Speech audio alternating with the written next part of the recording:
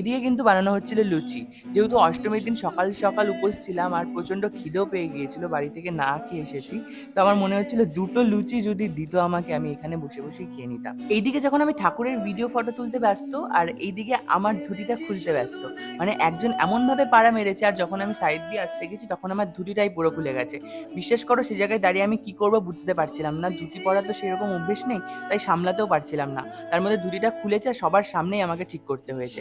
তারপর মেট্রোতে এসে ৮ ঘন্টা দাঁড়াতে হলো, কারণ কলকাতায় সারা রাত মেট্রো চলার কারণে দুপুর ১টা থেকে মেট্রো ছিল। যেহেতু সকাল থেকে কিছু খাওয়া হয়নি, তাই ভাবছিলাম যে দুপুরে গিয়ে প্রসাদ খাবো।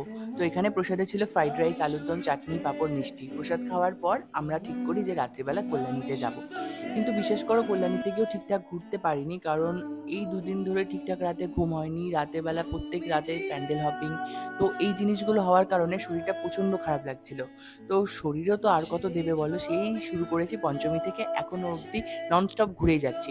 তো তারপর কল্যাণী থেকে সোজা চলে আসি বাড়িতে, কারণ বাড়ি না আসলে নবমী দশমীর রাতটুকু আমি হয়তো বেরোতে পারতাম না।